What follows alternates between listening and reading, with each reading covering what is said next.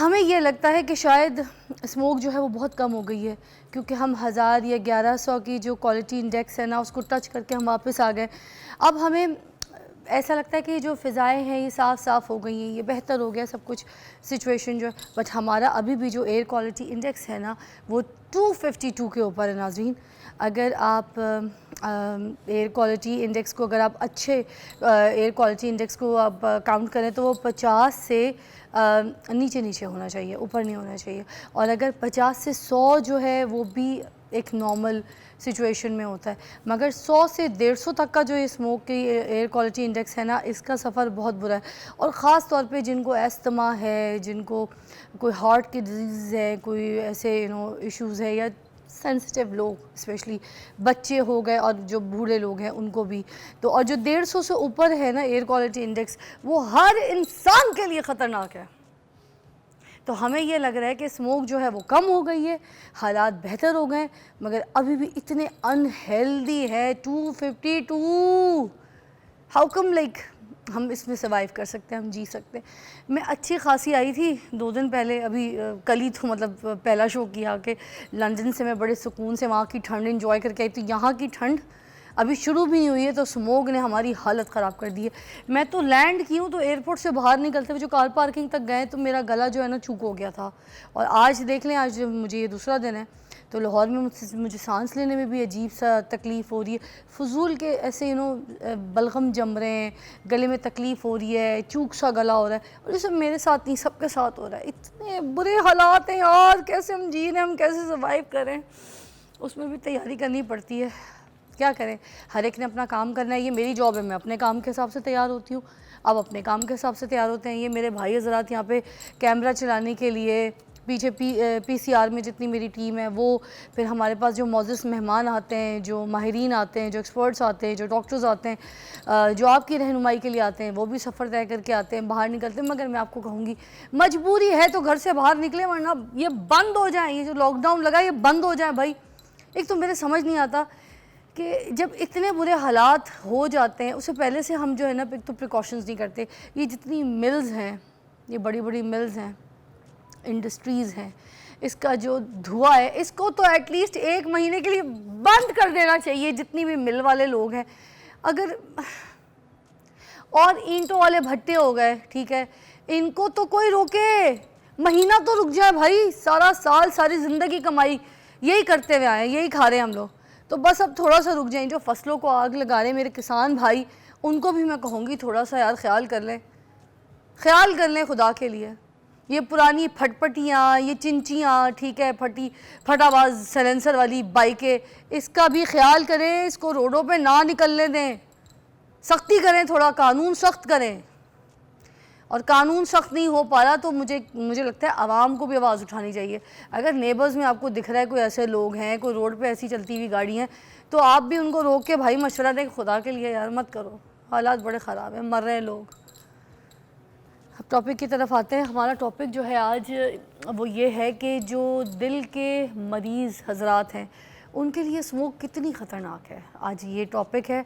और इस टॉपिक पे आप सब हमारे साथ रहिएगा, क्योंकि जो इस सिचुएशन का शिकार हैं तो वो हमारे पास जो डॉक्टर साहब हैं वो इस पे बात करेंगे। आपसे भी डॉक्टर मुनीर हुसैन कार्डियोलॉजिस्ट हैं हमारे साथ मौजूद है। अस्सलाम वालेकुम। वालेकुम अस्सलाम। How are you sir? I am fine, thank you. बस ये तो पूछना तो पड़ेगा, भले जो भी सिचुएशन है, but although sir thank you for coming. ये बताइएगा कि ये जो दिल के मरीज़ लोग हैं, जो सेंसिटिव लोग हैं, उनको स्मोक कितना किल कर रही है, कितना उनके लिए गलत है?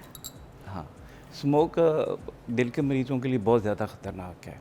बेसिकली तो ये इफ़ेक्ट करती है लंग्स पे। तो थोड़ा सा मैं अगर आपको हीमोडायनामिक्स बताऊं कि हमारे हार्ट के ना 2 हिस्से होते हैं, एक राइट साइड, एक लेफ़्ट साइड। राइट साइड जो है वो राइट एट्रियम और राइट वेंट्रिकल पे डिपेंड होती है, और जो लेफ़्ट साइड है वो लेफ़्ट वेंट्रिकल और लेफ़्ट एट्रियम पे होती है। अब जो हमारा सारा जिस्म का ब्लड है वो राइट साइड पे आता है, वहाँ से वो लंग्स में जाता है ऑक्सीजन मिलने के लिए, और वहाँ से लेफ़्ट साइड से फिर वो पूरी बॉडी में आगे तकसीम हो जाता है। जब लंग्स ही इफ़ेक्टेड हैं तो वो आगे जो ब्लड हार्ट को जा रहा है या आगे मसल्स को जा रहा है, तो उसमें ऑक्सीजन की कमी होती है और वो मज़ीद वर्स कर देता है दिल के मरीज़ों के लिए, वो मज़ीद ख़तरनाक होता है। तो सर ये जो सेंसिटिव लोग हैं जो जिनको दिल के इश्यूज नहीं भी हैं और भी कोई ऐसे जिससे अस्थमा हो गया किसी जी, को, आपको जी, पता है किसी जी, ऐसे पेशेंट्स होते हैं जिनको कोई अपनी तरफ से कोई इन्फेक्शन है, कोई वायरस है, जी। तो उनको कितना इफ़ेक्ट करेगी? उनको भी बहुत ज़्यादा देखें, अगर दिल के मरीज़ नहीं भी हैं तो उनको सीओपीडी है, एस्थमेटिक हैं या वो डायबिटिक हैं, तो ये जो स्मोक है उनकी डायबिटीज़ को वर्स कर देगी, हाइपरटेंशन को इंक्रीज़ कर देगी, जिसकी वजह से दिल पे इफ़ेक्ट आएगा। और डायबिटीज़ की वजह से कि सारी बॉडी मेटाबॉलिक सिंड्रोम होता है और वो सारा जिस्म उसको इफ़ेक्ट करता है। अच्छा, क्या जो दिल के मरीज़ हैं, ये स्मोक जो है दिल के मरीज़ को बढ़ा देती है, ये दौरा भी लग सकता है दिल का, ये फालिज का अटैक भी हो सकता है, ऐसे ख़तरे भी हैं? दिल का दौरा इस सेंस में होता है कि ये जो हमारी प्लेक फॉर्मेशन है, जो कॉर्नरी आर्टरीज में प्लेक बनती है, उसको डिस्टेबलाइज कर देती है।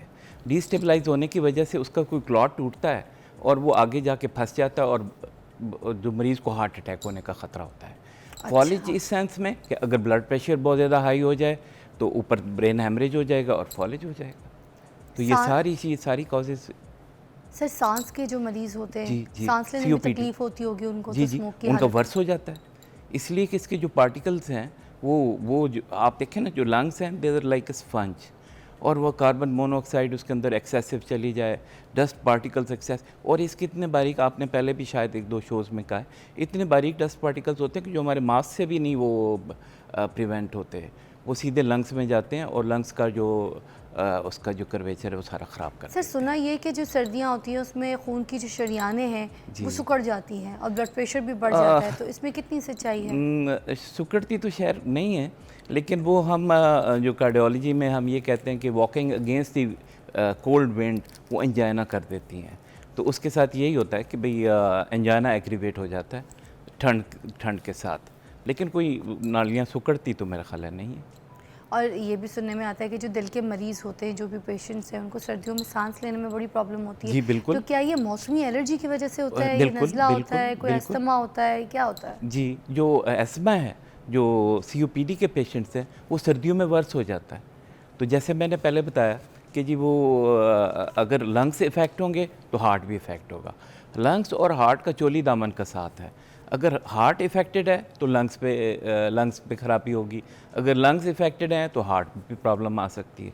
तो इस वजह से जो सीओपीडी के पेशेंट्स हैं वो वर्स हो जाते हैं सर्दियों में। सर अभी जो सिचुएशन चल रही है, तो आपको लगता है कि जो इम्यूनिटी सिस्टम है लोगों का वो बहुत ज़्यादा स्ट्रॉन्ग होना चाहिए, तो कुछ ऐसी ग़िज़ाएँ जो कि आपको लगता है कि दिल के मरीज़ों के लिए इम्पॉर्टेंट है, specially in this smoke situation? दिल के मरीज़ों के लिए हम आम तौर पे तो ये कहते हैं कि जो नट्स हैं, अखरोट, बादाम, क्योंकि इनमें ओमेगा 3 ऑयल्स होते हैं, कुछ जो नेचुरल, हम ओमेगा 3 ऑयल्स बाज़ार से भी लेके सिंथेटिक खा रहे होते हैं, तो इसमें तो नेचुरल हैं, तो ये ज़्यादा खाएं, उसके साथ इम्यूनिटी डेवलप होगी।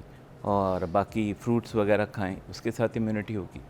लेकिन एक्सरसाइज भी कर सकते हैं एक्सरसाइज जो या उनका सांस फूलेगा? उसके साथ सांस खराब होगा। अच्छा, तो फिर वॉक वगैरह भी नहीं कर सकते? नॉर्मल वॉक कर सकते हैं विद घर में ट्रेडमिल वगैरह के साथ है, मास्क पहन के, जो या बाहर जाएं तो मास्क के साथ? मास्क पहन के जाएं। अच्छा, तो और कौन सी ऐसी ग़िज़ाएँ हैं जो आपको लगता है कि नहीं खानी चाहिए? कोई ऐसी प्रिकॉशंस जो मुझे लगता है देखने वालों को आप ज़रूर बताएं। जी, जो खट्टी और इस तरह की जो एलर्जी आपको करती हैं, ये खट्टी चीज़ें हैं, वो ना खाएं। इसके अलावा तो एहतियाती तदाबीर में खट्टी चीज़ों को अवॉइड करना। वाई खट्टी चीज़, इससे गले ख़राब होने का? वो एलर्जी, उसमें एलर्जी डेवलप होने, एलर्जी इश्यूज ज़्यादा हो जाते हैं। तो खट्टी चीज़ों को सर्दियों में वैसे भी, और ठंडी चीज़ों को भी थोड़ा सा मुझे लगता है ना, क्योंकि इससे भी अगर खांसी वासी हो जाएगी तो दिल के मरीज़ तो जो वो हैं वर्स हो जाएगा, उनको वर्स प्रॉब्लम्स हो सकती है। कि एक जो मास्क है ऑक्सीजन वाला, बोतल नुमा, वो आजकल बाज़ार में मिल रहा है, तो वो बच्चों को जो है ना, इस तरह से अगर ऑक्सीजन की कमी हो तो उनको वो बच्चों को ऑक्सीजन दी जा सकती है, इनहेलर टाइप का ऑक्सीजन मास्क जो कि बाज़ार में मिल रहा है, बड़ा सस्ता भी था। तो इसी तरह की कोई और भी चीज़ आपको लगता है कि अगर घर में हम बच्चों को और अपने लिए रख सकें, कोई ऐसी चीज़? मेरा तो ये ख्याल है कि जिनको इस तरह की तकलीफ़ है, वो जो स्मोक के एरियाज़ हैं वहाँ से ज़रा दूर चले जाएँ कुछ अर्सा के लिए, जब तक ठीक नहीं होता। अच्छा। या इंडोर रहें तो अपने खिड़कियाँ और दरवाजे बंद रखें। फिर आजकल जो एयर प्योरीफायर्स आए हुए हैं कोई एयर प्योरीफायर का इस्तेमाल कर लें। घर पे कर सकते हैं? हाँ। उससे फ़र्क पड़ता है? उससे थोड़ा बहुत तो फ़र्क पड़ता है, कुछ अच्छा। इंडेक्स नीचे आ जाता है। अच्छा और दूसरा सर, जब वो तो बाहर, वैसे भी बड़ी अच्छी चीज़ है, घर में वैसे भी लोगों को रखना हाँ चाहिए। लेकिन देखें आई डोंट नो कि कितने लोग अफोर्ड कर सकते हैं कितने नहीं, क्योंकि थोड़ी सी जब हमारे मुल्क में जब ये चीज़ें ज़्यादा बिकनी शुरू होती जाती है तो उनकी कीमतें बढ़नी शुरू हो आसमान पे जाती चली जाती हैं, बिल्कुल बिल्कुल। कोई शक नहीं। और फिर ये है कि अगर बाहर निकलें तो N95 का इस्तेमाल करें, मास्क ज़रूर पहने। ये है कि इतने छोटे पार्टिकल्स होते हैं कि जो आम मास्क है वो उसको फ़िल्टर नहीं कर सकता, इसलिए वो चले N95 जाते हैं। आप इसलिए recommend करते N95 यूज़ करें। सर, दिल को मजबूत रखने के लिए, दिल को सेहतमंद रखने के लिए कौन कौन सी चीज़ें जो हैं हमें करनी चाहिए? वो तो एक जनरल सा ये सवाल है कि दिल को मजबूत रखने के लिए तो हमें एक्सरसाइज करनी ज़रूरी है। अगर हम स्मोकिंग करते हैं कि जो रिस्क फैक्टर्स हैं उनको ख़त्म करें, और रिस्क फैक्टर्स क्या हैं? Smoking, obesity, sedentary lifestyle, diabetes और हाइपरटेंशन। अपनी हाइपरटेंशन को कंट्रोल में रखें, अगर ओबीज़ हैं तो उसको ओबेसिटी को कम करें, सिगरेट पीते हैं सिगरेट छोड़ दें, सेडेंटरी लाइफस्टाइल है तो उसको ख़त्म करें, डैश डाइट पे आएँ। अच्छा। और उसके बाद नट्स खाएं जिनमें ओमेगा 3 ऑयल्स हैं, हेल्दी फूड खाएं, फ्रूट्स, सब्जियां, इनका इस्तेमाल ज़्यादा करें, और फिर बाकी चीज़ें अल्लाह पे छोड़ दें। बेशक बेशक। सर, एंड में कोई मैसेज देना चाहेंगे तो please go ahead, this is your camera and tell your audience whatever you want to say. बिल्कुल। दिल के मरीज़ों के लिए ख़ास बात यह है कि वो अपनी दवाइयाँ कंटिन्यूस इस्तेमाल करें, सर्दियों से बचें, अपने सीने को ढांपें, और स्मोक से ख़ास तौर पे बचें, क्योंकि इससे जो सांस की बीमारियां हैं वो और बढ़ जाती हैं।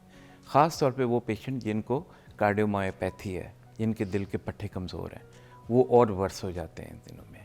और अगर इस तरह की कोई तकलीफ़ हो तो फ़ौरन करीबी अस्पताल में जाएं, ताकि वहाँ पे ऑक्सीजन मिल सके, या कोई हम डायूरेटिक्स लगाते हैं वो लगा सकें। ज़बरदस्त। आखिर में एक और चीज़ मैं भी बोलना चाहूँगी, नींद पूरी करें, टाइम पर सोया करें, टाइम पर सुबह जल्दी उठा करें, और रात को जो नींद का टाइम है उस पर पूरी अच्छी तरीके से फ्रेश नींद मुकम्मल लिया कीजिए, क्योंकि नींद आपकी जो इम्यूनिटी सिस्टम है उसको बड़ा स्ट्रॉन्ग करता है। तो जिन लोगों की इम्यूनिटी या बच्चों की इम्यूनिटी बिल्कुल कमज़ोर हो चुकी है, सर आप इस बात से एग्री करेंगे, या वो बिल्कुल लाग़र हो चुके हैं, ताकत नहीं है उनके अंदर, या फिर किसी वायरस जर्म से लड़ने की उनके अंदर ताकत नहीं है, तो सिर्फ इस वजह से कि बच्चे अपनी नींद पूरी नहीं करते, आईपैड में बैठते हैं, फ़ोन्स में लगे रहते हैं, सारी सही रात जाग रहे होते हैं, या फिर जो पेरेंट्स हैं अपनी जान बचाने के लिए वो बच्चों को इन चीज़ों में बिज़ी रखते हैं, ख़ुद भी वो सहेलियों से और रिश्तेदारों से फ़ोनों पे बात कर रही होती, माएँ भी और मियाँ हज़रात भी ऐसे लगे हुए होते हैं फ़ोनों पे। तो ये जो है घर का माहौल सा बन गया, किसी के घर चली जाती हूँ मैं तो मोस्टली यही माहौल देखती हूँ कि किसी के मियाँ उधर लगे हुए हैं फ़ोनों पे, बेगमात इधर अपने रिश्तेदारों से लगी हुई हैं, बच्चे अपने आईपैडों पे लगे हुए, और रात जग्गा हो रहा है, और कहते हैं भाई बच्चों की छुट्टियां रात जग हो रही है।